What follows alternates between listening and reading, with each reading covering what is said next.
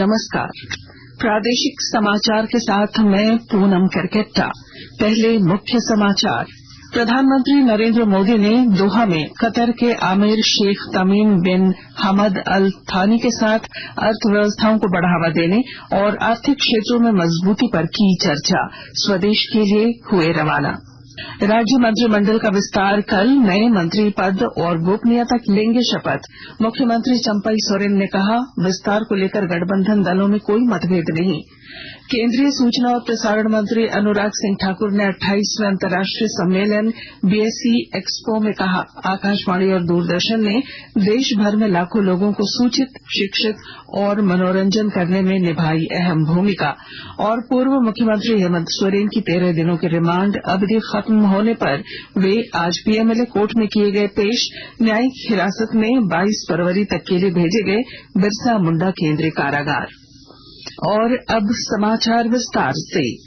प्रधानमंत्री नरेंद्र मोदी ने दोहा में कतर के आमिर शेख तमीम बिन हमद अल थानी से मुलाकात की। दोनों नेताओं ने द्विपक्षीय तथा क्षेत्रीय और वैश्विक मुद्दों पर चर्चा की।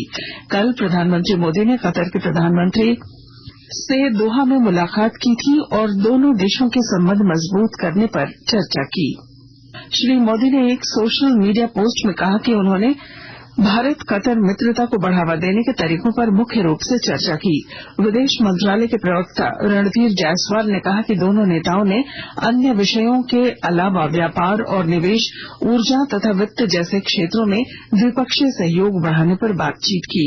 इधर प्रधानमंत्री नरेंद्र मोदी आज स्वदेश के लिए रवाना हुए। मुख्यमंत्री चंपई सोरेन के नेतृत्व में कल झारखंड मंत्रिमंडल का विस्तार किया जाएगा। मुख्यमंत्री चंपई सोरेन ने बताया कि मंत्रिमंडल विस्तार को लेकर घटक दलों के साथ किसी तरह का कोई विवाद नहीं है और पूरा गठबंधन एकजुट है। श्री सोरेन ने कहा कि कल राजभवन के बिरसा मंडप में झामुमो और कांग्रेस के कोटा से मिलाकर 8 मंत्रियों का शपथ ग्रहण होगा। इसके साथ ही मंत्रिमंडल की घोषणा के साथ विभागों का विस्तार भी होगा। सर्वोच्च न्यायालय ने राजनीतिक चंदे के लिए शुरू की गई चुनावी बॉन्ड योजना को निरस्त कर दिया है। न्यायालय की 5 न्यायाधीशों की पीठ ने कहा कि यह योजना नागरिकों के सूचना के अधिकार का उल्लंघन करती है।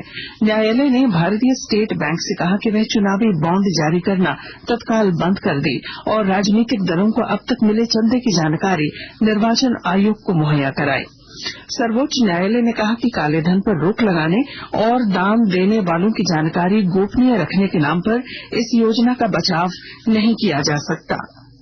खूंटी के कालामाटी स्थित कस्तूरबा गांधी आवासीय विद्यालय की 7 विद्यार्थी जेईई मेंस परीक्षा में सफल हुई हैं।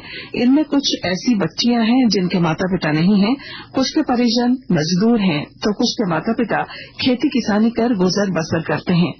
जिले के पूर्व 2 उपायुक्तों द्वारा शुरू की गई सपनों की उड़ान योजना के तहत सरकारी विद्यालय की छात्राओं को जेईई मेंस की तैयारी कराई जा रही है।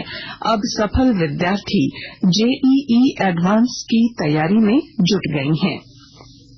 पीएम जनमन के तहत कोडरमा के झुमरी तिलैया नगर परिषद क्षेत्र में निवास करने वाले आदिम जनजाति बिरहोर परिवारों के लिए नया आवास बनाया जाएगा। और जानकारी के साथ हमारे संवाददाता। पीएम जनमन के तहत कोडरमा के झुमरी तिलैया नगर परिषद क्षेत्र में निवास करने वाले आदिम जनजाति बिरहोर समुदाय के लोगों के लिए नया आवास बनाया जाएगा। झुमरी तिलैया के झरना कुंड बिरहोर टोला में दर्जनों बिरहोर परिवार निवास करते हैं, जिनके लिए दशकों पहले बना आवास जर्जर हो गया है और इन बिरहोरों के समक्ष काफी समस्याएं उत्पन्न हो गई है। बिरहोर परिवारों के शहरी क्षेत्र में निवास करने के कारण ग्रामीण क्षेत्र की योजनाओं से इनके लिए आवास का निर्माण नहीं किया जा सकता था।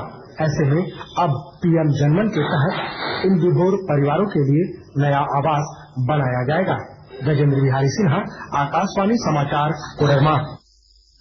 आकाशवाणी के ताजा तरीन समाचारों के लिए आप हमारी वेबसाइट newsonair.com पर लॉग ऑन कर सकते हैं। ताजा समाचार X handle @AIR news alerts और Facebook page All India Radio news पर भी उपलब्ध है। आप प्रादेशिक समाचार एकांश के X handle @AIR news _Ranchi और फेसबुक, इंस्टाग्राम पेज तथा YouTube channel AIR news Ranchi पर भी हमारे बुलेटिन सुन सकते हैं। प्रादेशिक समाचार आप आकाशवाणी रांची से सुन रहे हैं। शेष समाचार इस विराम के बाद। सरकारी एवं सरकारी सहायता प्राप्त स्कूलों में कक्षा 1 से 8 तक के सभी बच्चों को हर दिन अलग अलग मेन्यू के अनुसार पका पकाया गर्म एवं पौष्टिक भोजन देने का प्रावधान। सप्ताह में 2 दिन अंडा या फल पाने का भी है अधिकार। खाद्य आयोग द्वारा जारी। पीला कार्ड धारी पीवीटीजी परिवार को 35 किलो अनाज मुफ्त में घर तक है पहुंचाना। गुलाबी कार्ड वालों को प्रति सदस्य 5 किलो अनाज और पीला कार्ड धारी को 35 किलो अनाज प्रति परिवार है मिलना। निःशुल्क मिलना है अनाज। रसीद से जरूर करें मिलान। खाद्य आयोग द्वारा जारी।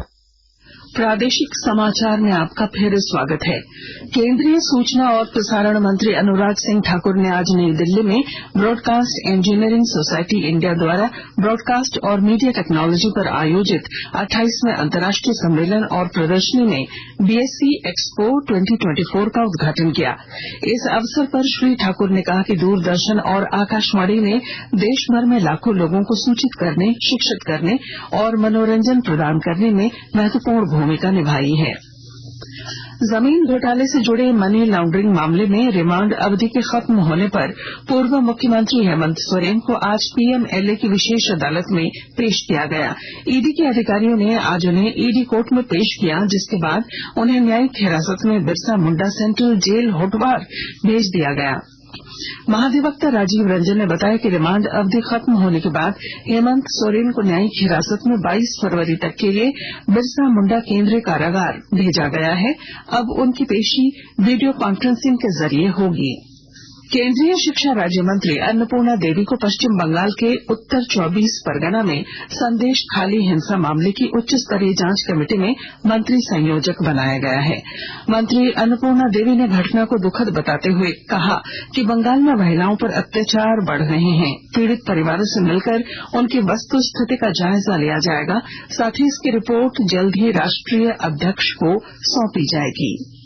सरायकेला खरसावां के गम्हरिया उप स्वास्थ्य केंद्र को अमलगम कंपनी द्वारा गोद लिए जाने के बावजूद 2 साल का टर्म पूरा होने पर भी व्यवस्थाओं में सुधार नहीं हुआ है। मुख्यमंत्री चंपाई सोरेन के निर्देश पर उनके प्रतिनिधि सनद कुमार आचार्य ने आज स्वास्थ्य केंद्र का निरीक्षण कर अधिकारियों को आवश्यक दिशा निर्देश दिए। उन्होंने बताया कि सभी समस्याओं को सूचीबद्ध कर मुख्यमंत्री को अवगत कराया जाएगा। राज्य में संचालित सभी मुख्यमंत्री उत्कृष्ट विद्यालयों में कक्षा 1, 6 और 9 में नामांकन के लिए 18 फरवरी से आवेदन फॉर्म भरे जाएंगे। आवेदन जमा करने की अंतिम तिथि 3 मार्च निर्धारित है। जिला स्तरीय चयन समिति द्वारा लिए जाने वाली परीक्षा के लिए झारखंड शैक्षणिक अनुसंधान एवं प्रशिक्षण परिषद द्वारा प्रश्न पत्र तैयार किए जाएंगे। परीक्षा के बाद मेधाक्रम के आधार पर बच्चों का चयन वर्तमान शैक्षणिक सत्र 2024-25 के लिए होगा। रांची में आज एमएसएमई विकास कार्यालय की ओर से पीएम विश्वकर्मा पर आधारित सेमिनार और जागरूकता कार्यक्रम का आयोजन किया गया।